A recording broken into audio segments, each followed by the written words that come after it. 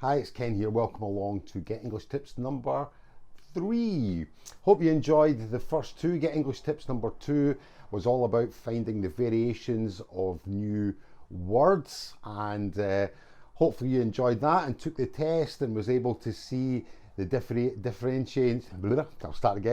the difference between, or the variations of, some of the words in the tests on there if you've created your free account. So that was Get English Tips number 2. This one's number 3. And, you know, because I've taught English in different countries, there's one thing that I see and I hear from students who are learning English in their native country.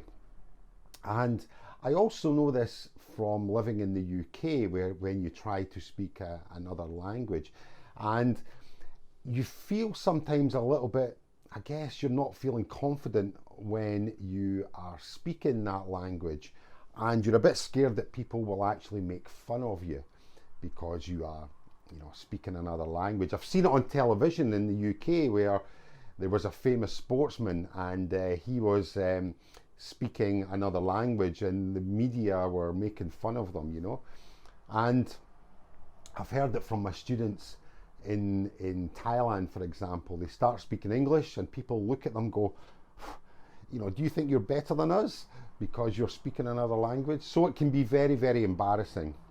So Get English Tips number 3 is all about trying to find someone that you trust to learn English with. It's really important that you trust the people that you are learning with. They're not going to make fun of you. They're going to encourage you to do better. And as you know, there's a saying that we have where 2 heads are sometimes better than 1. So finding someone that you trust to learn English with can really help, not just for practice, but also for motivation also. You can learn together and you can motivate each other to learn together. And I know I'm learning the Scottish Gaelic language at the moment, and one of my friends is also learning. So, there's some words that we are putting across to each other just to give each other a little bit of motivation and encouragement,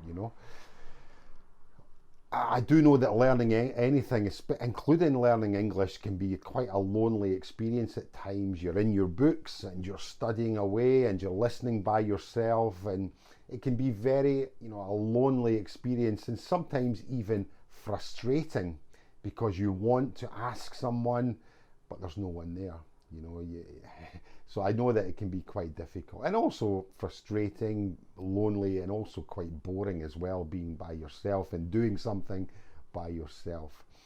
And this is where some people will, they'll start to lose interest, and they'll stop having the motivation for learning if they're doing it by themselves. So having someone that you trust, very important that you trust them, to help you along the way, can be really, really helpful. They don't even need to be learning English at the same level as you. They just want to help you. And this is where, where best friends that you trust are a real help. They'll be there to kind of listen to you, to ask you questions. And some students of mine even feel they become a bit of a teacher because they're explaining things to their friends about the English language. And the first time I thought about the English language, I was in Spain, and one of my Spanish friends asked me about the perfect tense. And this is where becoming a teacher first entered my head, because I had to start explaining something to them. I had to find out information and explain to them. So yeah, some students can feel that, when they have a study buddy, that they can actually feel like they've become a teacher. So it's really important, if you're with someone practicing together, it's really important not just to go through the books, but also as well to find out topics to talk about and to write about together. And it's really important to find topics that interest you. It's really important that you find the topics that are interesting for you. Maybe local issues from your community, maybe your favourite singer or actor, songs, movies, etc. So things that interest you. Obviously, if you're with your friends, you have things in common anyway, and you can start discussing them in English. Another good thing to do is to write dialogues about specific situations that you may encounter every day. Maybe in a shop, at the cinema, in a restaurant, somewhere that you usually go with your friends. You're in there, you're speaking your native language, change that. You're in that situation, start writing down what you would say in English and practice it together with your study buddy. Now you can role play these dialogues with each other and practice and more practice. Like anything, practice is the number one thing that you should be doing. And if you do this with your good friend, then you're going to enjoy it at the same time. So that's a good one. Find topics to talk about and to write about, and you'll enjoy it. Now, some of my students, they come to me and they're very, very shy and they're very quiet and they're afraid of making mistakes. So they come to me and they say, Ken, I don't want to learn in a group. I want to learn privately, one-to-one. It's very, very common. Now, this is great sometimes doing one-to-one because we can work on little details. And it gives the students some space to learn and grow. But we cannot do this forever. So I always encourage my English students to find their study buddy or come in a group and study in a group together. And this will take their English to another level. You know, one-to-one is great to get new knowledge, but in a group and with a study partner, it's all about practice.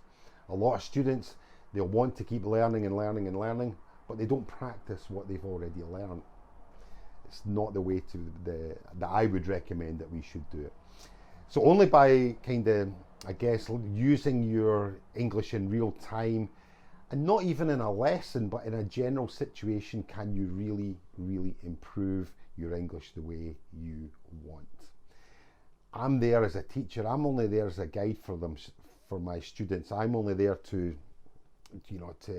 guide them on their way, and it's up to them to keep moving forward. Really important that.